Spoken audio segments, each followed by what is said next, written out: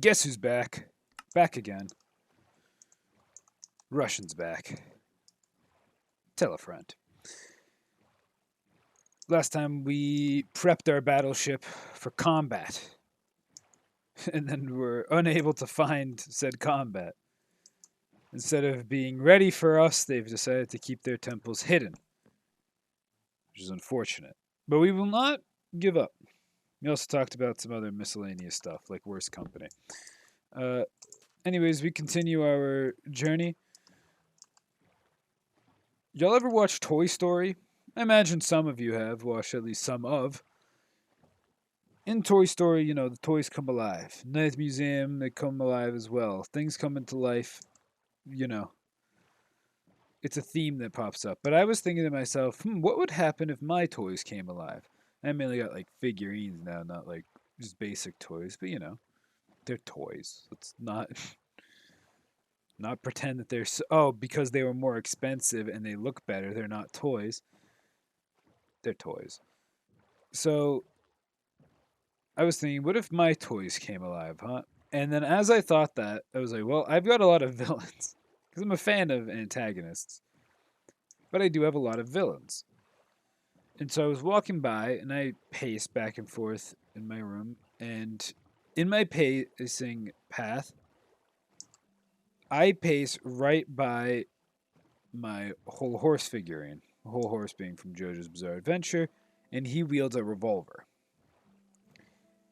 And the revolver is pointed directly at my head when I walk by. So as I pace, I've come to the realization if my toys came to life, I'm fucked. They just have to stay still, wait till I walk by, whole horse pulls the trigger. I mean, obviously it'd be a lot smaller, but I mean, actually, I guess that is a fair point. While a small bullet does, there are certain rules to projectiles and stuff. Oh, no treasure nearby, so it's gonna lag. So let's talk about recoil. The reason recoil exists in a firearm is because it's a very simple thing. When a gun fires, it essentially creates an explosion, right? Like an actual explosion. So when it creates this explosion, it creates force. Now, one of Newton's laws of physics. For every action, there is an equal and opposite reaction. Now, what does that mean? If you push on something, it pushes back on you. So when you create this explosion, it pushes the bullet one way and it pushes the rest of the force your way. So technically, the force coming at you is equal to the force with that bullet. Now, some of you might be thinking that's nonsense. A bullet's so much faster than the gun coming back at the person firing it, or else I'd be dead. That's true. Which is what leads to a basic equation that speed is based off of acceleration and mass. Now, I'll explain, don't worry. Force is proportional to acceleration. The more force you put into something, the faster it will accelerate. And acceleration is how fast something gets faster. So if you punch something really hard, let's imagine one of those little like test your strength machines with that little like hanging punching bag, and you punch it and then it moves quickly. It's not recording your strength per se. It's recording how fast it triggered the sensor. Because the speed at which it triggered the sensor should be related to how hard you hit it. And that's how those work. So how does that affect a gun? Well, it's proportional to the mass and the force. Or mass and the acceleration. The acceleration is pretty much the force. So mass is something's size. So when you fire a gun, the gun is a lot bigger than the bullet. I dare say over 100 times bigger than the bullet. which means the force it pushes back, or the speed it goes back into you to hurt you with, is 100 times slower than the bullet. Also, I mean, if you fire something with high recoil, you know it does actually hurt, but why doesn't it hurt more? I mean, the bullet obviously hurts more than the gun, is because force is also spread out. If you've seen the side of, like, let's say a rifle, right? The stock is there. Or if you're just using a handgun, the entire handle of the pistol exists. And the force is distributed over all of that space. Is that two different villages that are like right next to each other? That's hilarious. And it distributes that force. That's how Kevlar works. A Kevlar vest doesn't just stop a bullet. When a bullet hits, it spreads out the force of impact. So instead of all of that force going into a single point, it spreads out. Now it's going to hurt. It'll probably feel like getting hit by a baseball. But getting hit by a baseball, not as bad as getting hit by a bullet. So you take what you can get. That's why armor plates are even more advanced. They distribute force and then they break. And by breaking, they essentially distribute the force and release it. Ooh, that's funny. Terrain generation, the way it loaded. So when the bullet fires out, it fires and it's small and it's meant to compile as much force into that tiny little point as possible. While the gun is trying to distribute as much of that force, reduce the amount that you feel. So, Whole Horse's gun, in toy version, is tiny. So the bullet coming out of it would be real, real small. But the explosion that gun creates would also theoretically be very, very small. Now, Whole Horse doesn't use an explosive projectile. He uses his Stan the Emperor, which would mean that he'd have a very precise single shot or two that he could hit, but they would be very small. And the reason the size matters here is because as a small projectile, that small, because it would be like pinpoint sized, it'd be like trying to force a pin through my head. And I've got a skull. Most of us do. The skull, very, very sturdy. One of the sturdiest bones in the human body, minus like the femur or any of the really thick bones. But the skull itself, it's a sturdy piece of bone. So a tiny little pin, you know how much force you'd have to push a pin to break a skull? A lot. And then he'd have to get that pin into my brain. And then a tiny pinpoint. People have survived some wild brain injuries. Not without consequence, but they've survived. And to that end, a pinpoint to the brain, that's survivable. Now, a smarter play, if you were using a pin shooting at somebody's head, aim for the eyes. If you can blind one of their eyes, there's some disorientation to a surprise attack. I mean, they're toys. I'm not going to see their attack coming. So, it takes out one of my eyes, right? All of a sudden, that's an advantage. The moment I look up to see what the hell just hit me in the eye, boom, he gets me in the other. Now I'm blind. That gives him so much more advantage. Now he can get a lot of shots off. Now, that allows him to target weaker points. Instead of just going for the center of my skull, he can go for things like the temples. He can just keep berating at my eyes. Eventually he'll hit the brain if he keeps going through there. But, you know, it's... Oh, I guess they do all have one real big disadvantage. They're all fucking stuck to the pedestals they're on. They won't be able to run for it.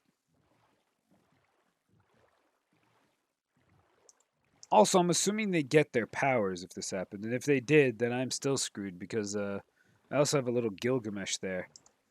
And I feel like even a small version of the Gate of Babylon would do a lot of damage. Plus, he doesn't have to aim that from himself, so he could technically always attack. I'm screwed sort of regardless. And then I have the big figures over there. And those guys, I mean, they'll mess me up. I got Fane over there. That guy has time warp. So, I mean, I'm just screwed if these guys turn alive and certify me. Unless they like me. If they like me, that's a different story entirely. Then I can survive. Because then they won't want to kill me. But then that'll lead to a very awkward situation. If they're alive, and I knew they were alive, I can't just keep them as like toys. That's just terrible. So I'd have to probably set them free, or at least give them freedom to roam. You know?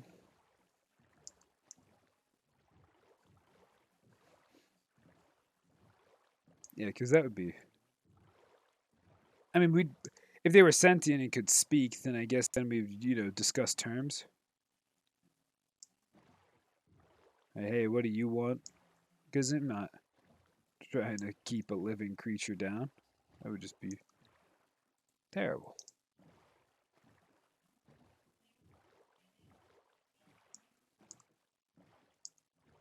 Is take a nap right here after that insane conversation. Oh, there's a spot where one can place a bed. Okay, or there. I thought I would do like. Thought I was gonna do that part of the hill, but I guess instead we can do the water. I guess the bed doesn't break to rushing water. Fair enough, I suppose. What other things are there to talk about? Oh, I have school. Everybody goes through school. I don't gotta talk about that. You're here as an escape. Hmm. I started a new, shorter D&D campaign. My party already very excited, which is good. We'd love to have an excited party. Another jungle temple. I mean, I might as well. I'm already here, right? Like, we started a new D&D campaign. We're using Star Wars 5e. I'm a fan of Star Wars 5e. So, or well, I'm a fan of regular Star Wars.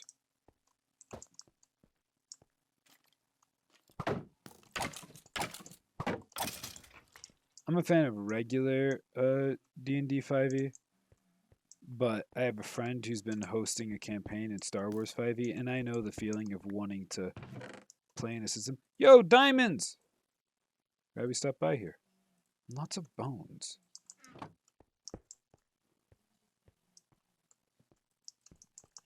But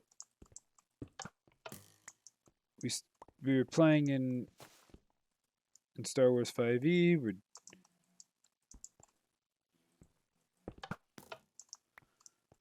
And we're having a good time. I created this large lore document for this giant, essentially space Alcatraz, and all the players had to be part of it. And I created this very large, like 17-page lore document. And then session one, I crashed it. I plummeted this thing to the ground. Session one. And, to be unexpected, it was unexpected. I told most of my players. One of them ended up joining in later because one of the players I wanted to have was playing in a different campaign that he had joined with another friend. I mean, fair enough. That one's a 5e. I prefer 5e too.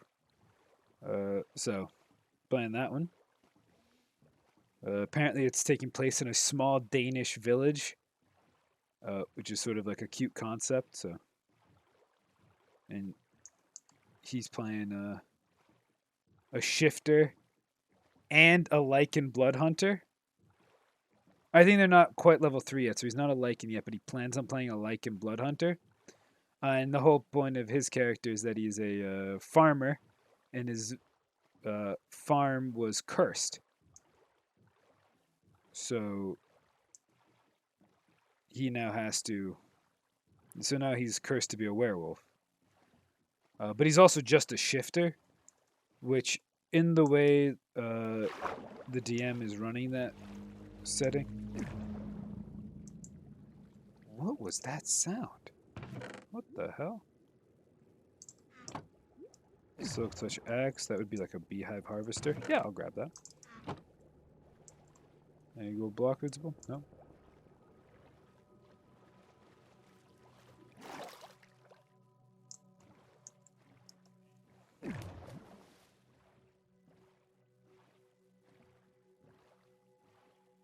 That noise just off put me. But the shifters are just like a type of people. They're not following the lore that they're descendant of werewolves. So it's fine for him to have a separated lore for that. So neat. That music really got me though. I'm really off put by that.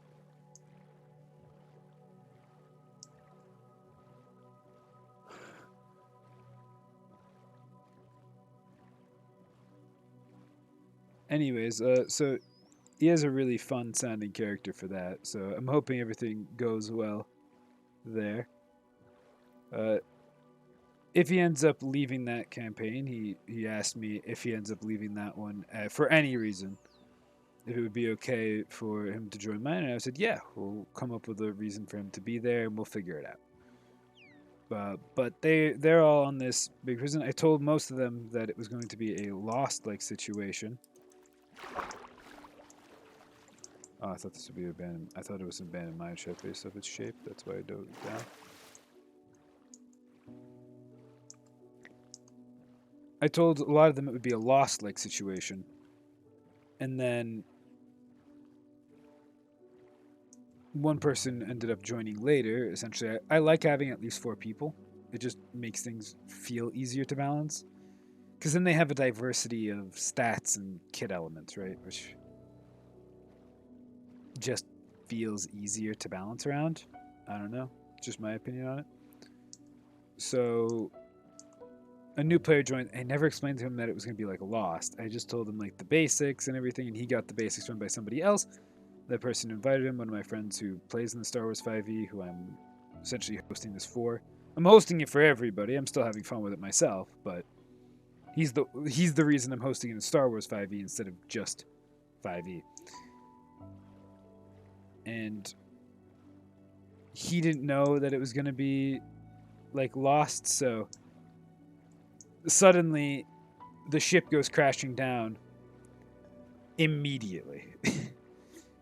In session 1. So I wrote a 17-page lore document, and then I blew it up in 1 session. And the players did have access to like the 17-page lore document, so they knew about all this background. Essentially, I didn't expect them all to read it. I'm not like, all right, study up. It'll be on the test. No. I create the lore document and I say, hey, there are certain elements of this that might make it easier for you to sort of build a character, because you can sort of get some general ideas from a quick skim of some of the easier sections, like the hierarchy and the floor layout, which are easier to read because they're more like lists. And then from there, you can decipher what you want to play, and then you can read more in depth into an area you're interested in if you find such a thing. And my players ended up falling into the category. They found what they wanted. They read a bit. But they did know that there was that much lore that existed. And then I blew it up. Another thing I did was one of the players is playing a chief inspector aboard the ship, and he had... Whoops. I meant to shift click this deeper into my inventory, but I forgot about the boat. He's playing a chief inspector, and I gave him a team, which included a pair, a duo cop pair that was, they were partners. And then as the ship crashed, I killed off half of them, including one of the 2 parts of the pair.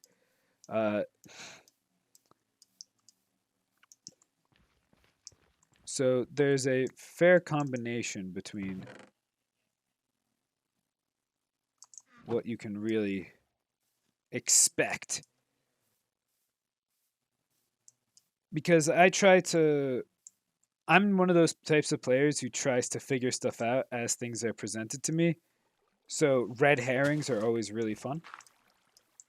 So as a DM, I create what I find fun, red herrings, which people do like, from my understanding.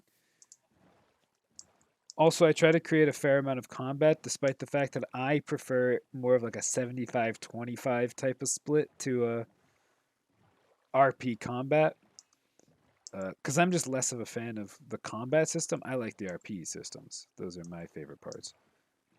But I understand that I have players who prefer the combat over the RP, and they built, and some of them like both, but they built a really, really combat oriented kit.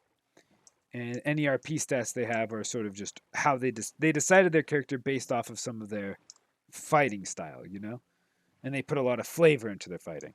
So I need to make sure there's plenty of time to let them shine too.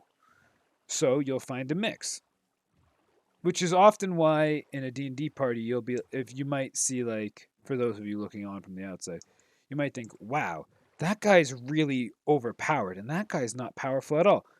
And it might just be because one of them built an out of combat kit and one of them has an in combat kit. And you can really notice the strengths of certain characters. For example, let us view one of the most famous classes in all of Dungeons & Dragons, the Bard. The Bard is rarely ever a combat powerhouse. Not that they are incapable of having an influence on combat. They often do. As a support, oftentimes. But then you have your Barbarian, who generally is very good in combat.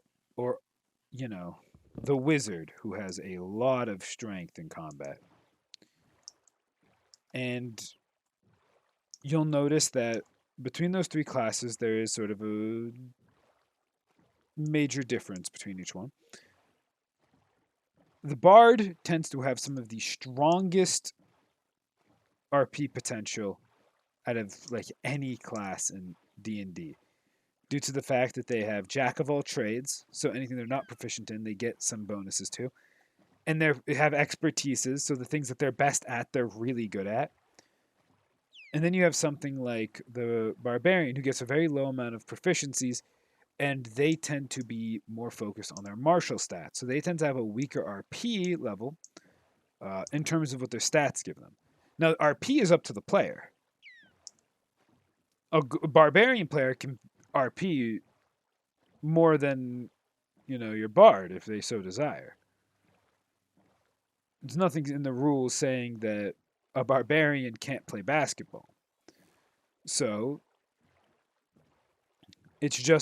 I'm just stating the facts of, man, that's a lot of gold in this one.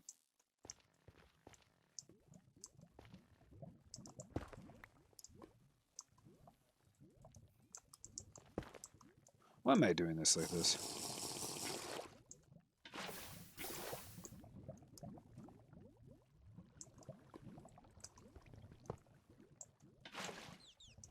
Yeah, but the Barbarians, don't get me wrong, me and my homies, we love Barbarians. We love RP Barbarians too. But it does have to be stated that they tend to be weaker on the RP side than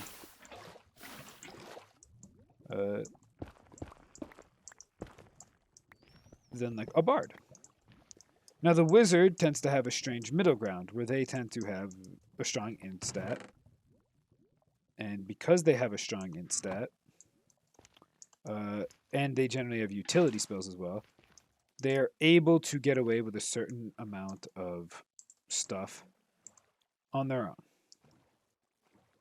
Where a wizard has spells, and spells enable certain RP elements, and a wizard has int, and int allows you to get away with some stuff. And so, I mean, charisma is like the goated stat when it comes to RP. And then wisdom for function of the mental stats, and then int sort of the middle ground. But Well, int tends to be the weakest of the mental stats for uh, usefulness, but for RP it has plenty of value. Plus, I think investigation is there. I enjoy the int stat. I'm not trying to besmirch it. Besmirch it. That's the correct. Besmirch it. I'm just saying that they can get a lot of RP value out of their spells, and they can get a lot of combat value out of their spells. But they will have to balance their spells for both. It is the resource they use on both.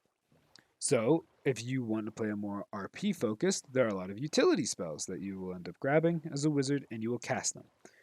And if you want to be more combat oriented, you take the combat oriented spells. And of course, the subclass you pick will oftentimes also play a big role into that. The base subclasses for wizard are pretty much divvied up into RP and combat based classes of spells. Evocation and necromancy both have things to do with damage and attacking enemies with spells. The opposite is true for divination.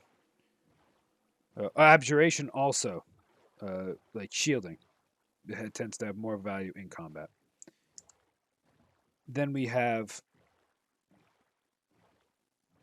the portent, which from divination can be used in many ways, but divination spells tend to be out of combat spells. You'll find transmutation has sort of a mixed value, both in and out of combat. Conjuration also has a mixed bag where there's certain elements of it that only apply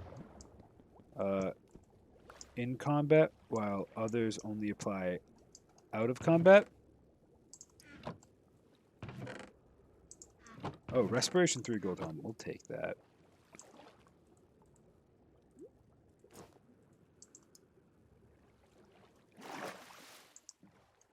Well, it's Respiration without Aqua Affinity.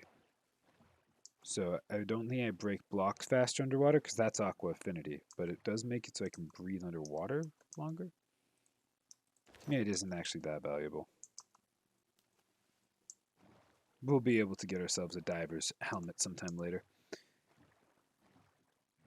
But as I was saying with the D&D classes, in terms of RP versus combat, it is up to the player how they build it. In my campaign, I've got a scout who plays sort of like a rogue with daggers. Scout is pretty much like a ranger. And in combat, they have their value, but they're a scout. They have a lot of value out of combat, especially comparative to the rest of the party, where there is a berserker, and they can tank very well. Though the scout did get very high HP rolls, so also can tank quite well. And then we have our monk with a little bit of fighter in them. And they can dish out a lot of damage. They took out a lot of the small adds very quickly. And they have very consistent damage because they have a minimum damage threshold on some of their attacks, which means that the minimum damage they can do with their main attack is 11. And that includes with their flurry of blows. So they can get off several attacks in a single round. And when they do, they can deal 11 damage guaranteed. Now, they use their focus points, which are essentially key points, in order to actually interact. But it's worth stating that they do have a lot of damage output. Then we have essentially the wizard. And the wizard didn't really get to shine in combat there because he was outsped, and it was a long hallway, and everybody else charged down it much faster than he did. Because one of them has bonus action dash, one of them just has a higher base movement, and one of them has higher base movement, bonus action dash, and a racial that are essentially a tabaxi. So they jolted down the hallway very quickly. And so combined, the wizard was sort of behind, and he couldn't use long range because the scout set up a smoke cloud and didn't dispel it, which was just very funny. So, you know, but in RP has been almost like 90% carried by the scout. So, I mean, that's way too much. He's carried like 50% of the RP. Another 20% has been done by the monk fighter. We'll say 15-15 between, more like 17-13 to the wizard than the berserker. But they'll all have their time to shine as a party. They're going to do stuff over time. And once the party gets into a flow, this was session 1, which it's too short a campaign to do really like a true session 0. But effectively,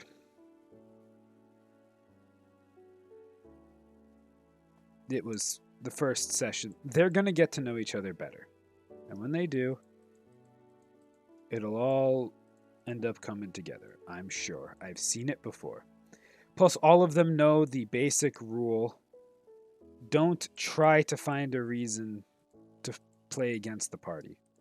They all understand that. And if you're new to D&D, here's a golden rule.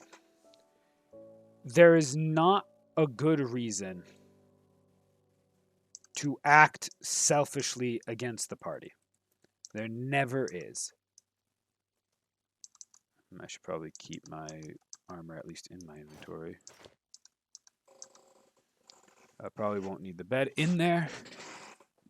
I probably don't need all of these. If I'm ever running that low, I'll just find my way back. Oh, it's better to have these just in case.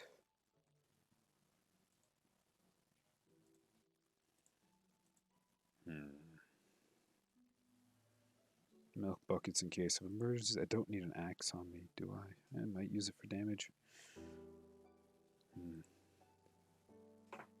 May have overpacked. Well, technically I have these, but oh, but I need to toggle my offhand thing as well.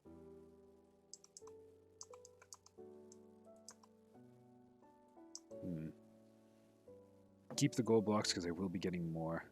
I don't need all these logs on me, but I need to toss something out.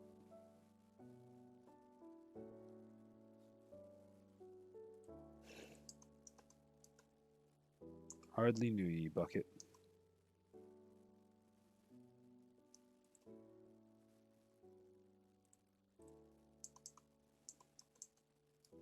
I will be collecting other stuff, but I'll be tossing out bottles as I go.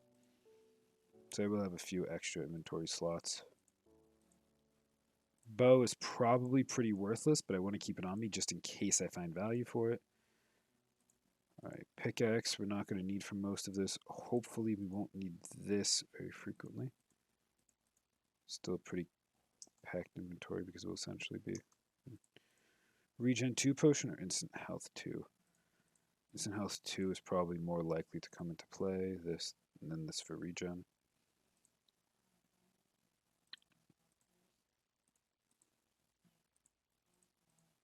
We'll put invises over water breathings like that. Well, I promised you bloodshed, didn't I? I've been talking for a while, and I'd rather go pretty much uninterrupted for what comes next, so next time I fulfill my promise. We collect our taxes. So tune in next time for some great family reunion.